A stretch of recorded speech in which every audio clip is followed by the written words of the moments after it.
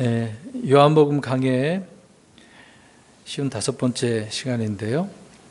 복음서에서 많은 표적과 기사들이 나오죠. 정말 놀라운 그 내용들이 많이 기록되어 있습니다. 그 외에도 있지만 다 기록하지 못한 그런 부분도 있겠죠. 주님께서 병든 나사로의 죽음을 통해 그래서 자신을 이렇게 계시하시고 또 하나님의 영광을 보여준 그런 사건이 많은 기사들뿐만 아니라 우리가 계속해서 살펴보고 있는 나사로의 그 죽음에 대한 부분입니다. 그런데 이 죽음이란 문제를 많은 사람 앞에서 주님께서 공개적으로 드러내시고 해결해 주셨는데, 근데 보십시오. 어느 누가 그 무덤 앞에, 죽은 사람의 무덤 앞으로 나아가서 죽은 사람의 이름을 부르며 나오라 할 수가 있겠는가? 참 놀라운 거죠. 이 죽음이라고 하는 것을 사람들은 공포와 굉장히 두렵게 생각할 수밖에 없는 부분인데, 우리 주님은 그 죽음의 문제를 지금 공개적으로 해결해 주셨다는 것입니다. 그래서 이 죽음은 주님 앞에서는 아무것도 아니었음을 우리는 알 수가 있는 거죠. 그러나 부활하신 주님을 알지 못하는 사람들, 말씀드린 것처럼 그 사람들은 이 죽음이 엄청난 공포일 것입니다. 주님은 죽음을 다루시고 또 해결하신 분이시며 거기에서 해답을 주시는 주님이십니다. 그래서 이미 요한복음 11장 25절에 26절에 우리가 지난 시간에 살펴본 것처럼 나는 부활이요 생명이니 나를 믿는 자는 죽어도 살겠고 누구든지 살아서 나를 믿는 자는 결코 죽지 아니하리라. 이것을 내가 믿느냐? 중요한 사실을 마르다에게 말씀하고 있는 거죠. 이것이 사망의 유일한 해결책이기 때문에 주님께서는 믿느냐라고 묻는 거죠. 부활의 어떤 능력, 다시 일어나는, 그게 아니, 예수님이 부활이다라고 하는 그 사실. 주님이 바로 사망의 승리자시고 해결자이시기 때문이라는 것을 알 수가 있습니다. 여러분 생각해 보시기 바랍니다. 나사로의 그 무덤 앞을 지금 내가 거기에 있다라고 생각을 한번 해 보십시오. 주님이 거기에 지금 서 계시네요. 서 계시고 또 주변에 마리아와 또 마르다도 있을 것이고, 또 근데 거기에 같이 이것을 죽음을 슬퍼하기 위해서 온 유대인들 생각해 보시기 바랍니다. 근데 거기서 막 울고 있네요. 제자들도 서 있고. 근데 이미 죽은 지 나흘이나 지났기 때문에 냄새가 나는, 누구나 다 알고 있는 부분이죠. 근데 그 돌문을 지금 어떻게 하라고 하십니까? 열어라. 그 말씀을 하고 있는데요. 그 장면을 생각하시면서 오늘 말씀을 우리가 살펴보았으면 좋겠습니다. 41절 보십시오. 그때 그들이 죽은 자를 둔 곳에서 돌을 옮겨 놓으니, 이게 주님께서 옮기라고 그랬으니까 예수님께서 눈을 드시고 이르시되 아버지께서 내 말을 들으신 것을 감사하나이다. 아니, 돌을 옮겨 놓은 다음에 주님께서 하신 일이 뭔가 지금 말씀을 하고 있네요. 주님 먼저 하나님 아버지께 무엇을 하고 있습니까? 감사 기도를 하고 있어요. 그냥 기도가 아니라 감사 기도를 했단 말이죠. 이 기도가 여러 가지 있겠습니다만은 감사는 항상 기도하는 내용이 들어가져 있는 것입니다. 기본적으로 무엇을 구할 때도 그렇습니다. 미리 감사한 거죠. 예수님께서 지금 그런 내용을 말씀하고 있는 거죠.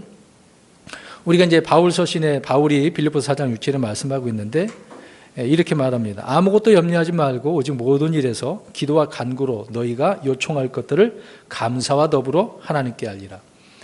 감사가 꼭 들어있네요. 감사함으로 기도하는 것이 주님을 기쁘시게 하는 기도라는 것을 우리는 알 수가 있습니다. 감사는 하나님이 기쁘게 받으시는 희생물이고 또 기도 역시 주님이 받으시는 향이다라고 말씀하고 있는 거죠. 자, 그렇다면 우리는 매사에 이렇게 감사함으로 우리 주님처럼 기도해야 된다는 것을 알 수가 있습니다. 심지어 우리가 허물과 죄들로부터 거기서 물론 그 죄들로 인해서 생긴 문제라도 감사함으로 기도를 해야 되겠죠. 또 거기에 회개하고 또 깨달아서 성장하는 그런 성도가 되어져야 되는 것입니다. 그런 부분 속에서 그럴 정도로 할 수 있는, 말할 수 있는 사람이라고 한다면 분명히 성장한 사람이라고 할 수가 있겠죠. 우리가 남을 위해서 중보기도할 때도 감사를 드리는 것이 기도의 핵심입니다. 내 기도만 하는 게 아니죠. 내 문제만 놓고 기도하면 그거는 아닙니다. 좀 물론 잘못됐다고 할 수는 없지만 우리는 공동체잖아요. 믿음의 한 유기체로서 서로 다 연결되어져 있는 그리스도의 몸들이기 때문에 몸은 하나지만 지체는 여럿이라고 그랬잖아요. 이 지체들에 대한 부분을 이해를 하고 우리가 한 지체들을 생각해 볼 때 힘들고 어려운 부분이 있을 겁니다. 이제 그런 분들을 위해서도 우리가 기도를 해야 되겠죠. 병자를 위해서도 마찬가지로 우리가 기도를 하는데 또 그 병자를 위해서 기도할 때도 무엇을 빠뜨리지 말아야 된다고요? 네, 감사. 꼭 그렇게 감사해야 됩니다. 아무개 형제님 자매님을 위해서 기도할 때도 이분과 함께 하신 주님을 찬양하고 감사하는 거죠. 나와 껄끄러운 사이에 있는 사람들을 위해서도 오히려 우리는 미워하지 않고 축복해 주는 그런 기도를 하면서 또 감사를 해야 되는 거죠. 또 그런 사람을 만나고 힘들지만은 같이 이것을 통해서 하나님의 영광을 드러낼 수 있는 기회가 될 수도 있기 때문에 그래서 감사를 해야 되는 것입니다. 그래서 감사함이 없는 기도는 기도의 향을 빼버리는 것과 같다. 향 피우잖아요. 향이 올라와서 하나님 앞에 드려진다라고 할 때 이 기도의 향을 빠뜨리는 것과 마찬가지다. 그래서 반드시 감사는 있어야 된다라고 하는 것을 말씀을 드리는 겁니다. 그러면 우리가 이제 기도에 대해서 잠깐 이제 말씀드리고 있는데 이 기도에 대해서 우리가 확신을 어떻게 얻냐 이 말이죠. 사람들은 저마다 기도한 후에 받고 받지 않고를 떠나서 응답에 대한 어떤 확신을 원할 겁니다. 응답 받느냐 안 받느냐. 어떻게 하면 자신이 한 그 기도에 대해서 응답 여부를 알 수 있을까? 그 부분을 좀 말씀드리려고 하는 겁니다. 그런데 주님은 일이 이루어지기 전에 기도에 대한 응답을 확신하며 감사하고 있는 것을 봅니다. 지금 아직 나사로 일어났습니까? 안 일어났습니까? 안 일어났는데 지금 어떻게 하고 계세요? 감사하고 있지 않습니까? 우리 역시 이런 믿음이 있다라고 한다면 얼마나 좋겠어요. 그렇게 하면 좋죠. 그러면 기도에 대한 응답 여부를 아는 방법을 잠깐 이제 몇 가지를 좀 말씀드리려고 합니다. 첫 번째로 요한복음 8장 29절 보십시오. 우리 앞에서 살펴본 부분인데요. 읽어보겠습니다. 8장 29절. 우리가 이제 기도를 하잖아요. 그 응답 여부, 응답 빨리 받을 수 있는 방법이라는 것입니다. 8장 29절 시작. 나를 보내신 분께서 나와 함께 계시는도다. 내가 항상 아버지를 기쁘게 하는 그것을 행함으로 그분께서 나를 혼자 버려두지 않느니라 하시니라. 주님께서는 아버지께서 함께 하신다라고 말씀하고 있네요. 근데 내가 항상 무엇을 행한다라고 그래요? 아버지를 기쁘게 하는 그것들. 무엇을 하더라도 기쁘게 하네요. 그러니까 주님이 기뻐하신 일을 주님께서 어떻게 하고 계시는 거예요? 행하고 계신다는 거죠. 그러니까 저와 여러분이 기도를 할 때 물론 하나님 앞에 여러 가지 것들 요구할 건 아닙니까? 평상시에 주님께서 기뻐하신 일을 하면서 그런 기도를 하면 확신이 있는 거죠. 응답의 그 여부를 알 수 있는 겁니다. 근데 기뻐하는 일을 안 해. 그러면서 요청을 했어요. 그러면 응답이 될까요? 안 된다고 봐야죠. 우리 성도님들이, 부모님들이 자녀들에게 뭔가 이제 주려고 할 때 자녀들이 요청할 때가 있을 거 아닙니까? 너 이대로 해야 돼? 안 했어. 그러면 어떻게 해요? 줄 수가 없죠. 그러니까 우리 예수님도 아버지 하나님께서 기뻐하신 일을 하니까 그 기도에 대한 확신이 응답 여부를 알 수 있는 겁니다. 그러니까 감사를 하는 거예요. 예수님께서. 두 번째로 요한일서 5장 14, 15절 가서 보십시오. 물론 이것은 우리가 자주 살펴본 말씀인데요. 우리는 너무 내 뜻에 따라 하나님 앞에 이대로 해달라고 요구하는 바가 있는데 좀 바꿔야 됩니다. 요한일서 5장 14, 15. 5장 14, 15. 요한일서 5장 14, 15. 시작. 그분 안에서 우리가 가진 확신은 이것이니 곧 우리가 그분의 뜻대로 무엇이든 구하며 그분께서 우리 말을 들으신다는 것이라. 우리가 무엇을 구하든지 그분께서 우리 말을 들으시는 줄 우리가 알진대 우리가 그분께 구하여 청원한 것들을 얻는 줄 우리가 아느니라. 아멘. 앞에서 말씀드린 건 내용이 다 여기 있는 거죠. 우리가 확신이 있네요. 이 뭔가 그 확신을 설명합니다. 그분의 뜻대로 무엇이든 구하면, 내 뜻대로 구하면 응답이 된다 안 된다? 안 된다는 거예요. 아버지 뜻대로, 성경에 있는 말씀대로 아버지의 뜻이 뭔가 또 그것도 알아야 되겠죠. 그럼 그 뜻을 찾아서 이게 하나님의 뜻인가 보다. 그렇게 알면 그대로 우리가 구해야 되는 거죠. 그러니까 예수님도 아버지 뜻대로 행하시고 또 그렇게 구하셨기 때문에 이 응답이 되는 것을 말씀하고 있는 것입니다. 그래서 주님의 뜻은 성경에 이미 다 기록되어져 있어요.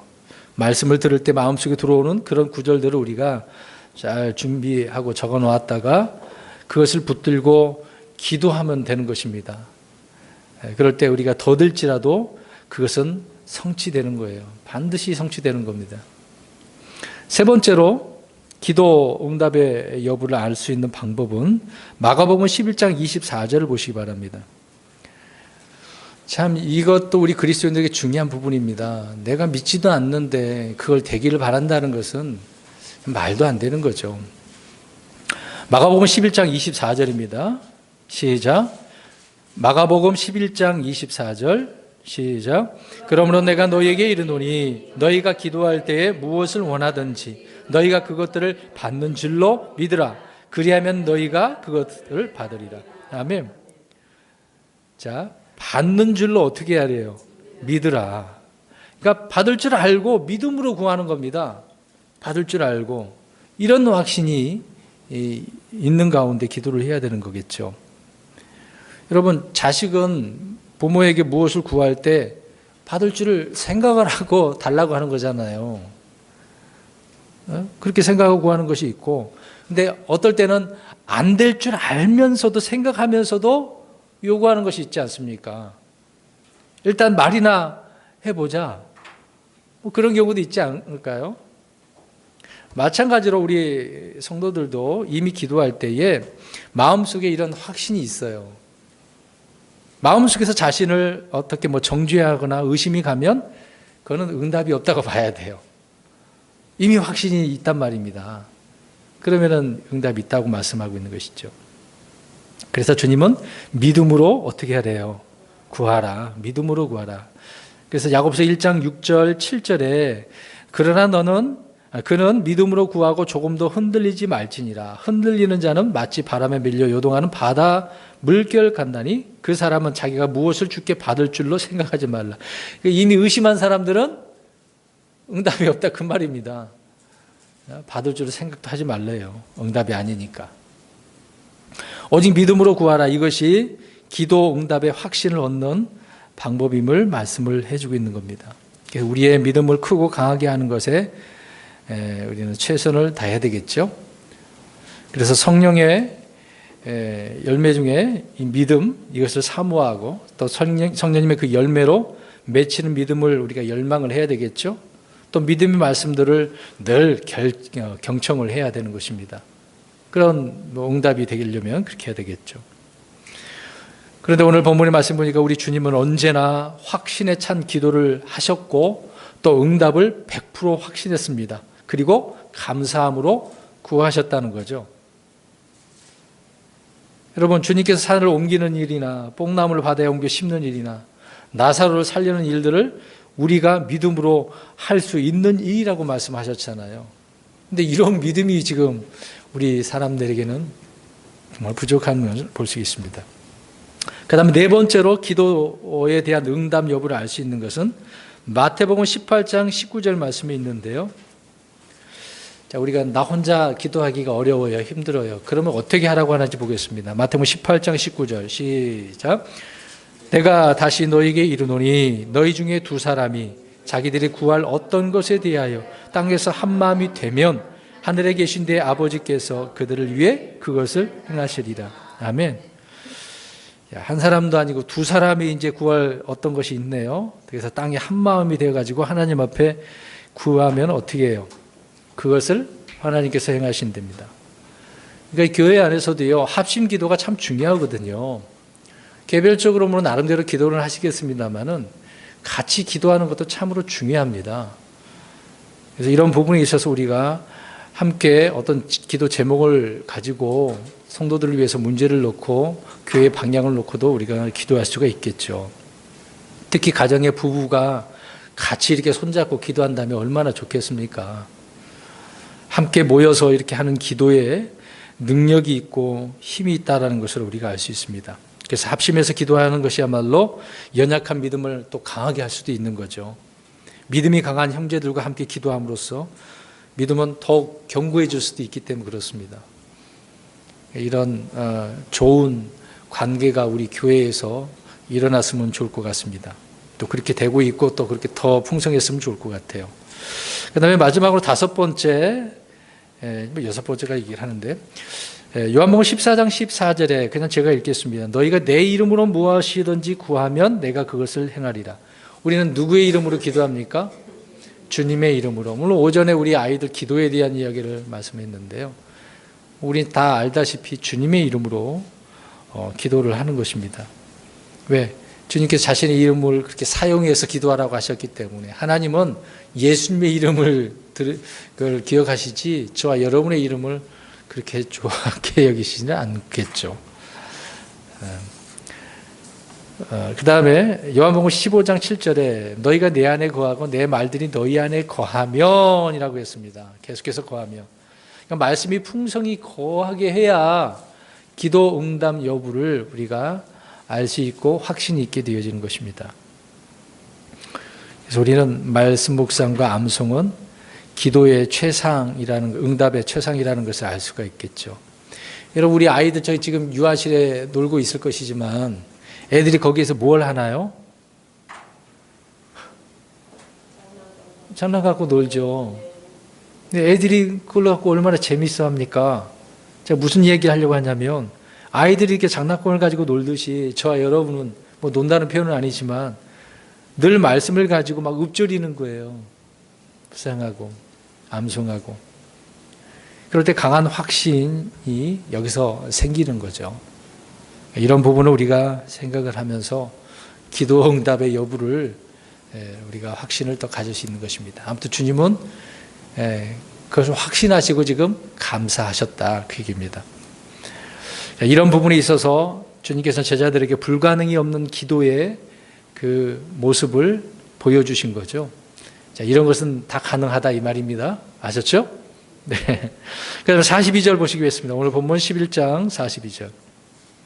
아버지께서 항상 내 말을 들으시는 줄 내가 알았나이다. 그러나 곁에 서 있는 사람들 때문에 내가 그것을 말하였사오니 이것은 아버지께서 나를 보내신 것을 그들이 믿게 하려 함이니이다 하시니라. 주님의 기도는 곁에 서 있는 사람들을 위한 것이라고 하고 있네요. 왜? 그들을 어떻게 하려고? 믿게 하려는데 목적이 있다는 겁니다. 믿게 하려는데. 물론 우리가 은밀한 곳에서 기도하는 골방의 기도가 있을 거 아닙니까? 또 사람들을 위한 그런 기도를 우리 할 수 있겠죠. 그런데 주님은 십자가에서 모든 사람이 들을 수 있는 기도를 지금 하셨다, 그 얘기를 하고 있네요. 사람들을 위해서. 여러분, 사도행전에 스데반이 돌에 맞으면서도 어떻게 했습니까? 기도를 하잖아요. 많은 사람들이 돌로 던지고 있는데도 기도하는 거지 않습니까? 들으라고. 그들을 위해서 용서해달라고 하나님께 기도하지 않았습니까? 자, 이런 기도는 어떤 영적, 어떤 감화력이 있다고 표현할까요? 힘이 담긴 기도라는 것을 알 수가 있습니다. 하나의 예로 열왕기상 18장에 보시면 갈멜산에서 엘리야의 기도를 보십시오. 지금 거짓 대언자들이 400명, 또 그들도 나름대로 열심히 막 불로서 응답하는 신이 하나님이라고 그들 나름대로 많이 하잖아요. 그러면서 그들을 향하여 엘리야가 기도하는 내용을 한번 들어보시기 바랍니다. 이것이 18장, 열왕기상 18장 36, 37절인데 제가 읽겠습니다.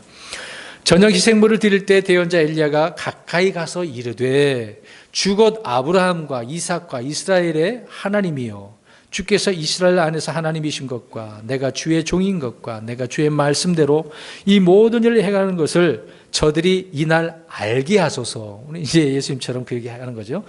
주여 내 말을 들으소서. 내 말을 들으사 주께서 주 하나님이신 것과 또 주께서 그들의 마음을 다시 돌이키신 것을 이 백성이 알게 하소서. 자, 이것을 지금 큰 소리로 뭐 그런 표현을 얻겠습니다만은 다 주는 사람들이 알아들을 수 있도록 지금 이 기도를 이렇게 하고 있었다는 것이죠. 이 내용을 잘 보세요.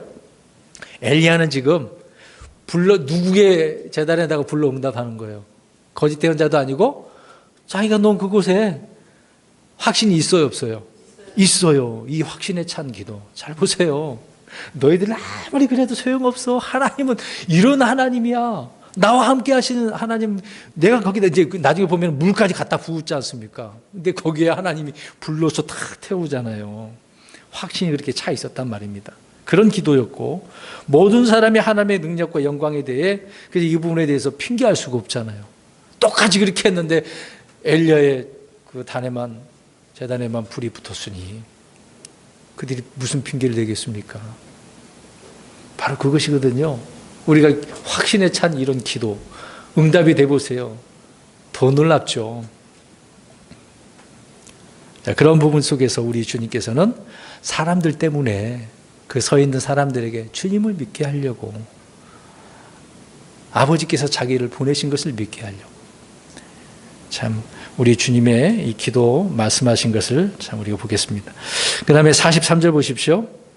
그분께서 이렇게 말씀하시고 큰 소리로 외쳐, 중요한 부분인데요, 나사로야 나오라 하시니. 여러분 한번 해보세요. 나사로야 나오라 한번 해보세요. 제가 지금 무덤에 가가지고 누구 이름을 부르고 그렇게 하면 어떻습니까? 나올까요? 될 수가 없는 일이죠. 근데 지금 여기 중요한 부분 그럼 물어보겠습니다. 죽은 사람이 산자의 말을 들을 수 있을까요? 없을까요? 죽었는데. 없죠. 죽었는데 어떻게 들어요?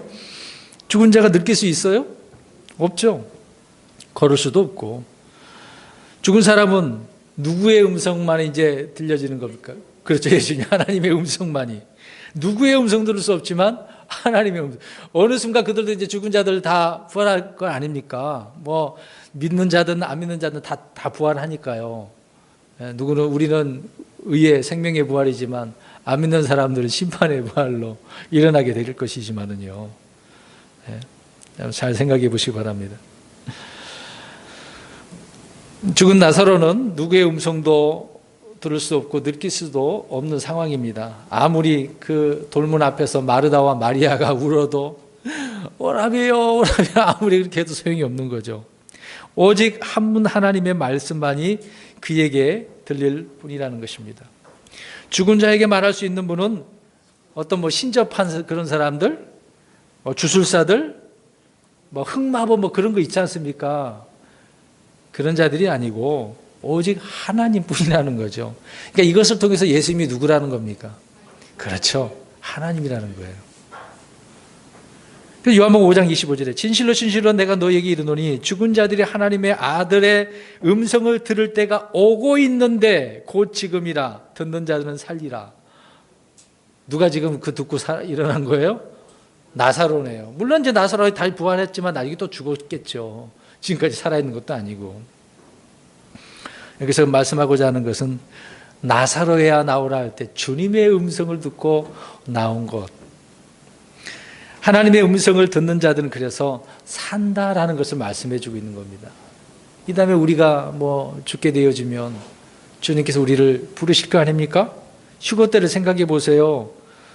계시록 4장 1절에 요한이 올라가기 전에 이리로 올라오라 하지 않습니까?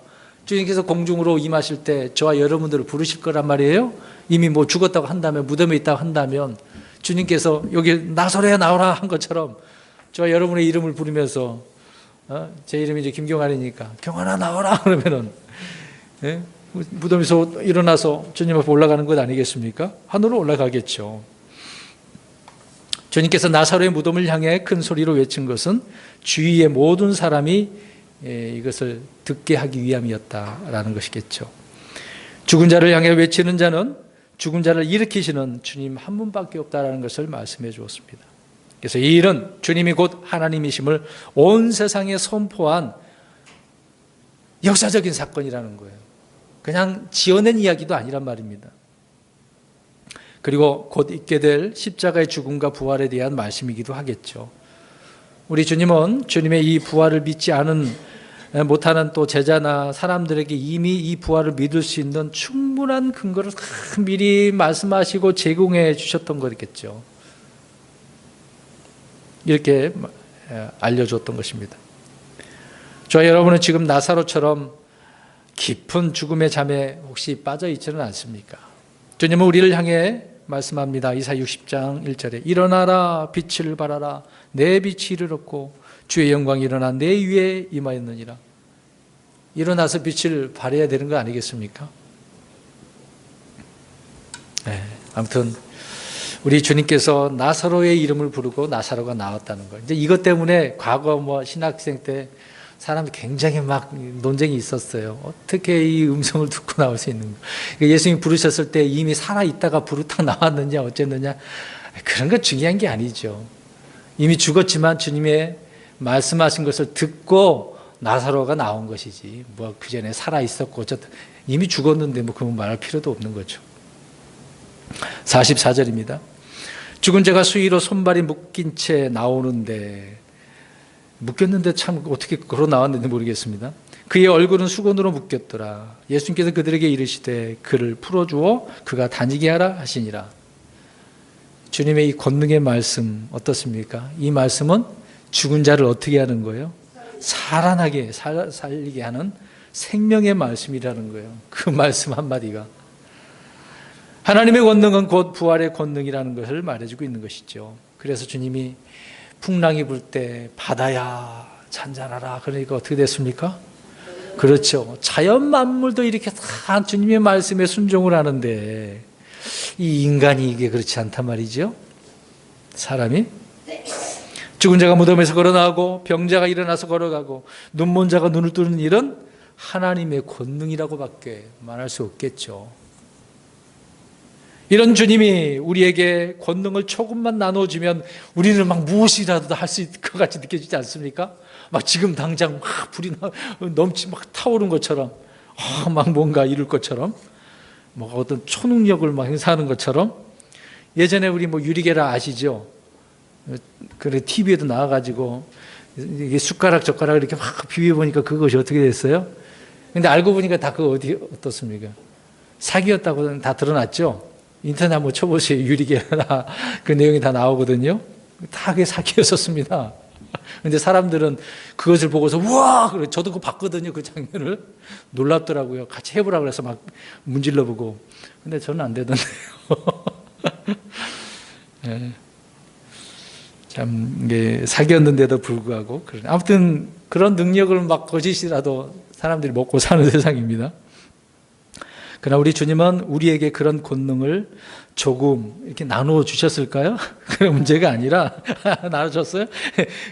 주님이 우리 안에 지금 어떻게 하셔요? 아예 우리 안에 계신다니까. 이게 중요하다는 거예요. 그런 능력의 주님이 부활이신 주님이 내 안에 계시다고요. 믿으십니까?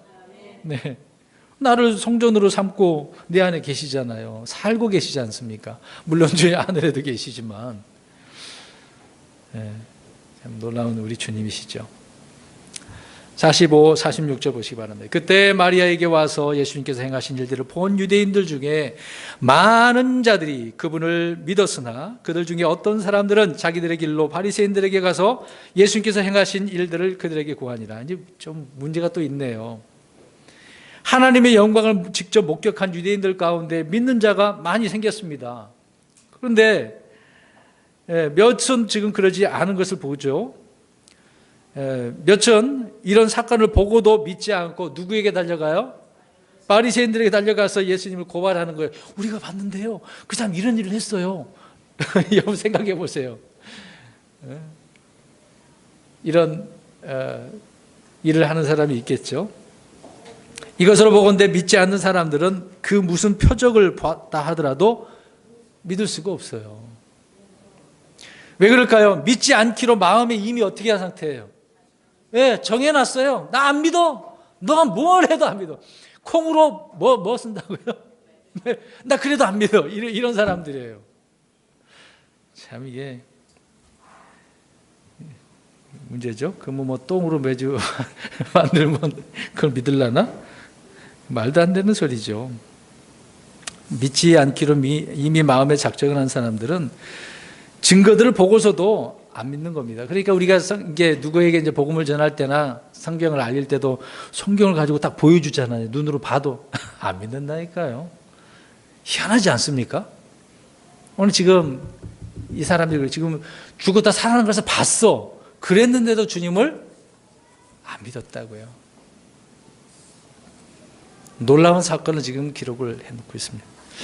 47절 보십시오. 이에 수 제사장들과 바리새인들이 공회를 모으고 이르되 이 사람이 많은 기적들을 행하니 우리가 어떻게 하리요? 난리가 났네요. 수제사장들과 바리새인들은 예수님께서 죽은 나사로 살렸다는 말을 듣고 곧바로 회의를 그냥 연 거예요. 바로 그냥 회의를 열었어. 근데 이 공회, 저번에 말씀드렸죠. 마태복음 때 말씀드렸는데, 이 공회에서 하는 일은 주로 무슨 일을 할까요? 감시하고 그 사람을 감옥에 가두거나 심판하는 일을 하는 거죠. 좋은 의미로 성경에서는 기록된 적이 거의 없어요. 로마 가톨릭이 바로 그렇습니다. 로마 가톨릭은 이 공회라고 하는, 그래서 과거에 이제 신학교 가면 신주학을 좀 배우거든요. 그래서 무슨 칼케톤 회의, 뭐 회의, 막 그런 내용들이 굉장히 많아요.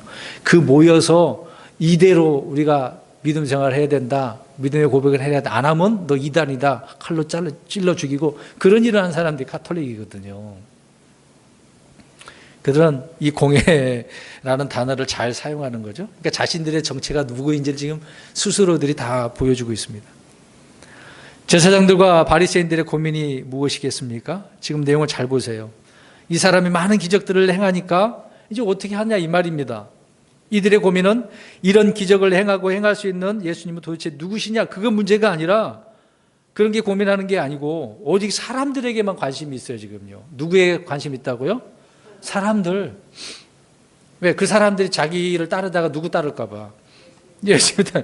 사람들이 아무도 주님을 따르지 않고 믿지 않는다면 문제가 전혀 없는데, 지금 다 예수님을 믿고 따르려고 하니까 따르고 가고 있으니 그러면 안 된다, 그 주장을 펴는 거잖아요. 그러니까 누구에게 관심이 있다고요? 사람들에게. 오늘 이제 기독교계라고 하는 교회들 한번 보세요. 예수님에게 관심이 있는지 사람들에게 관심이 있는지. 여러분, 사람들의 마음을 잡는 것이 무엇일까요? 지금 우리나라 정치라면 사람의 마음을 잡는 게 정치예요. 사람들의 민심을 달래는 것, 자신들에게 집중하게 하는 것이 정치인들이 하는 일들이죠. 민주당이나 야당이나 서로 사람들이 어떻게 하면 민심을 돌릴까, 그런 꿈꾸기가 계획들이 계속 날마다 이루어지고 있을 겁니다. 여러분, 우리 이미 성경 공부할 때 우리 문답할 때도 살펴본 부분이지만, 다윗의 아들 압살롬이 어떻게 했습니까? 사람들의 마음을 훔쳐갔다고 그랬잖아요. 네. 찾아오는 자들에게 다 막 껴안고 안아주고 위로해주고 좋은 말로, 그러니까 그게 정치거든요. 좋은 정치는 아니겠죠? 네. 홀리는 거예요, 쉽게 얘기해서. 오늘날도 그렇습니다. 네, 겉으로는 백성, 이 나라 막 민중 이야기를 하지만 실질적으로는 것은 그 문제가 아니거든요. 근데 오늘 이들은 지금 이제 백성들이라고 이야기하네요. 이들은 스스로 자신들이 종교를 놓고 정치에 나선 사기꾼인 것을 말해주고 있습니다. 이들은 주님을 정치적 라이벌이나 어떤 신흥 종교 집단, 그 정도로 생각했던 것이죠. 만약 사람들이 주님을 중심으로 거대한 정치 조직이 되면 자신들에게 이득이 있겠습니까? 좋을 것이 없는 거죠. 그런 식으로 지금 47절에 말씀을 하고 있는 겁니다. 그 다음 48절 더 보십시오. 만일 우리가 그를 이대로 두면 모든 사람이 그를 믿을 것이요, 그러면 로마 사람들이 와서 우리의 터전과 민족을 다 빼앗아가리라 하며. 이 문맥을 잘 구절구절 잘 보십시오. 뭐라고 말하고 있는지. 종교 지도자들의 진단이 이제 내려졌네요. 근데 이들의 지금 진단하는 것은 정확해요. 첫 부분은 정확합니다. 만일 그를 이대로 두면 모든 사람이 그를 믿을 것이요. 사실이에요, 사실이 아니에요? 사실이잖아, 이것은. 그러니까 이대로 두면 안 된다, 그 얘기입니다, 지금요. 그러나 이 사실이 그들에게는 너무나 지금 두려운 일이란 말입니다. 왜? 사람들이 지금 사람들을 빼앗기게 되니까. 모든 사람이 예수 그리스도를 믿는다는 것은 자신들의 모든 기득권과 종교적 가르침과 교리들과 권위를 다 부정당하게 되기 때문에 이들은 더 두려운 거죠. 무엇보다 지금까지 누려왔던 그 권세, 그 누릴 수 있는 것이 다 없어지게 될 거 아닙니까? 주님은 이런 바리새인들을, 종교 지도자를 향해서 위선자라고 책망을 하셨죠, 공개적으로. 그들의 교리를 그래서 누리기라고 또 선포까지 하셨습니다. 그러니까 이들은 주님과 타협할 수 있겠어요, 없겠어요? 주님도 타협을 안 하시지만 아예 회개하고 주님을 믿던가 아니면 주님을 거부하고 그를 죽이던가 두 가지 중에 하나겠죠. 이들이 두려워한 것이 무엇입니까? 로마 사람들이 와서 우리의 터전과 민족을 빼앗아 가리라 라고 이야기합니다. 근데 이미 지금 그들은 누구의 속박 아래에 있습니까?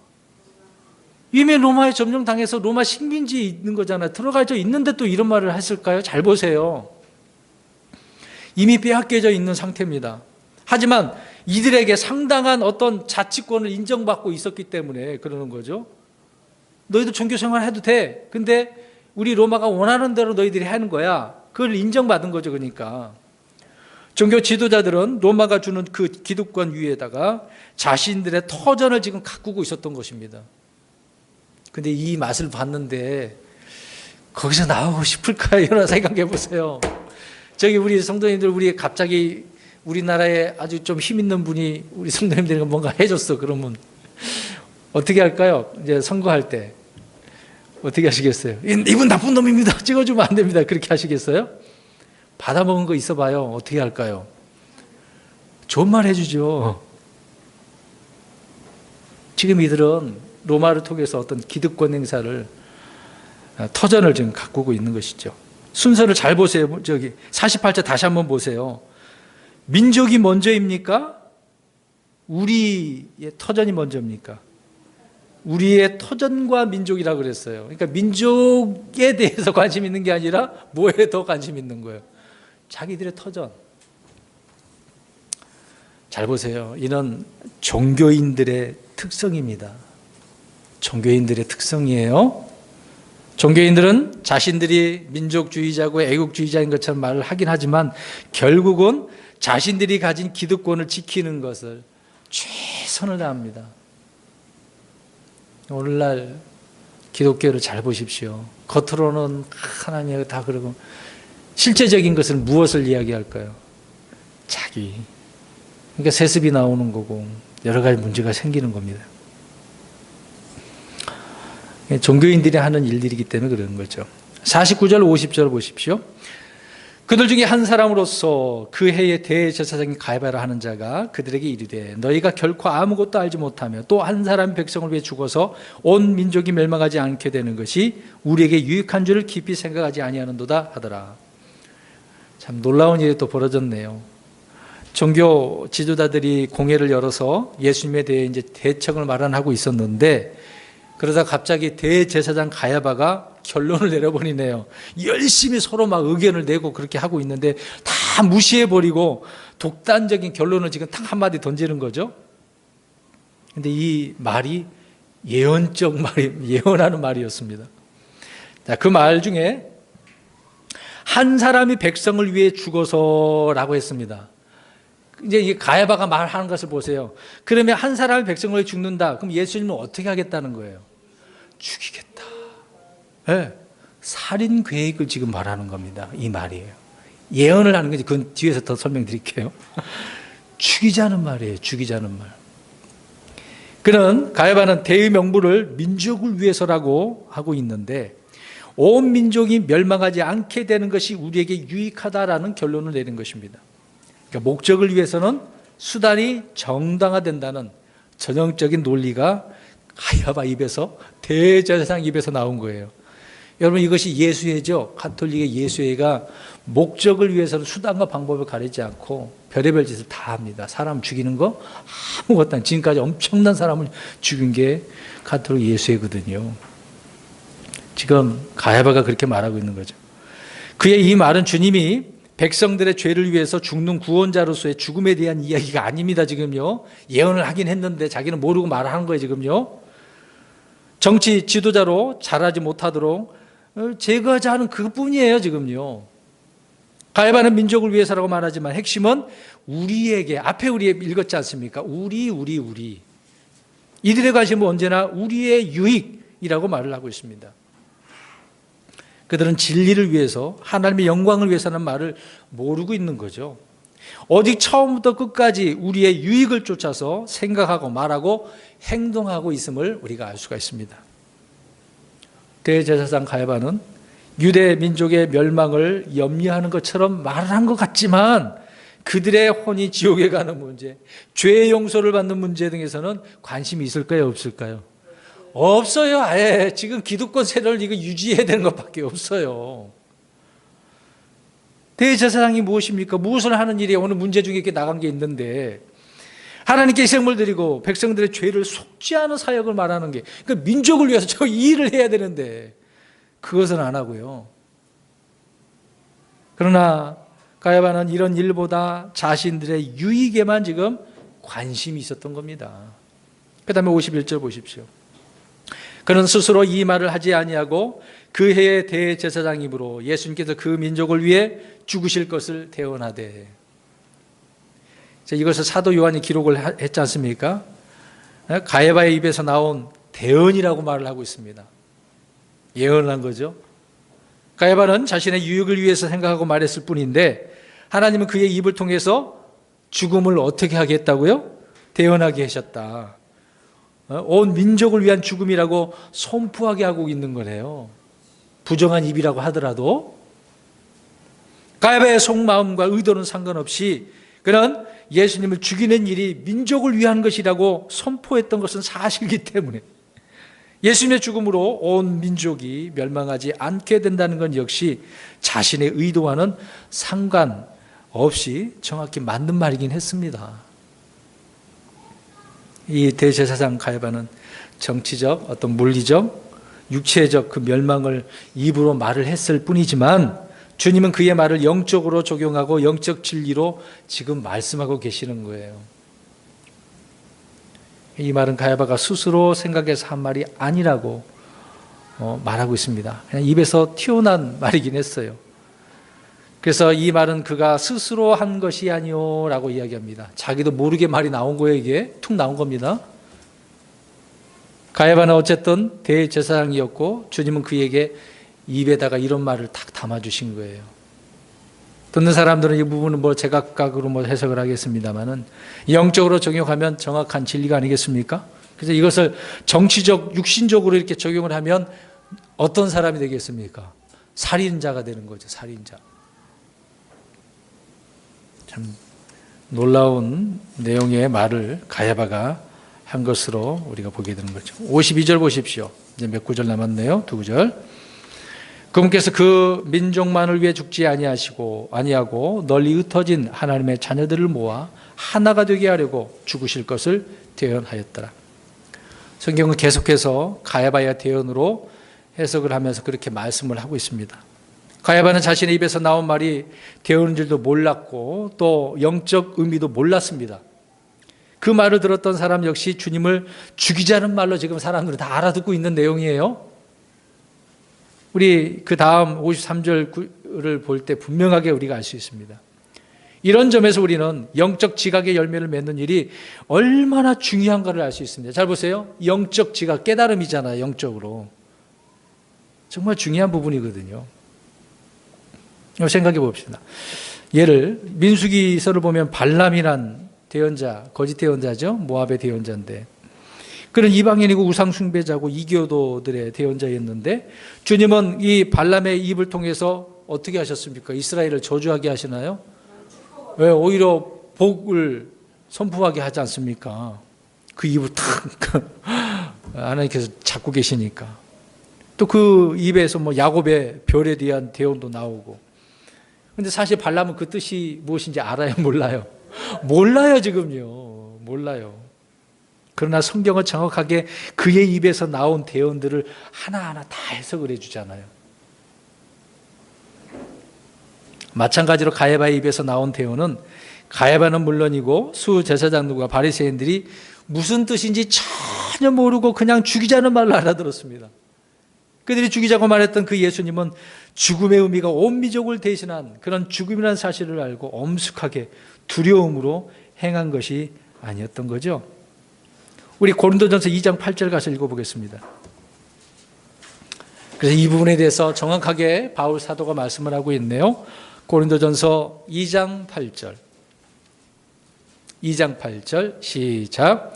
이 지혜는 이 세상 통치자들 중에서 아무도 알지 못하였으니 만일 그들이 그것을 알았더라면 영광의 주를 십자가에 못 박지 아니하였으리라. 아멘. 몰랐으니까 못 박았겠죠. 영적 지강의 열매 정말 중요한 겁니다. 그러니까 저희 여러분들이 오전에 말씀드렸습니다마는 믿음의 말씀을 통해서 깨달을 수 있는 거예요. 믿음이 아니고서는 하나님의 말씀 깨달을 수가 없다니까요. 이 말씀 있잖아요. 항상 배우나 진리에 이르지 못한 그런 사람들이 있다고요. 지식은 있기는 하는데 진리에 이르지 못하는 사람들이 많아요. 오늘 이 종교 지도자들은 어떻습니까? 율법의 박사들이잖아요. 근데 진리에 이르지 못한 사람이었다. 막 이르렀으면 예수님을 십자가에 못 박을 일이 아니라고 얘기하지 않습니까? 마지막 53절. 이에 그들이 그날부터 그분을 죽이려고 함께 의논하니라. 굉장히 결론 지었네요. 대제사장이 죽이자는 제안을 했고 죽음의 정당성까지 이제 부여해 주니까 그것 때문에 이들은 본격적으로 예수님을 어떻게 해요? 죽이려고 십자가의 처형, 사형에 처하려고 이제 준비를 시작했다 그 얘기입니다. 그들은 무슨 죄로 올가매서 주님을 고발하고 사형 판결을 내리는 이 공회인 것을 보게 되죠.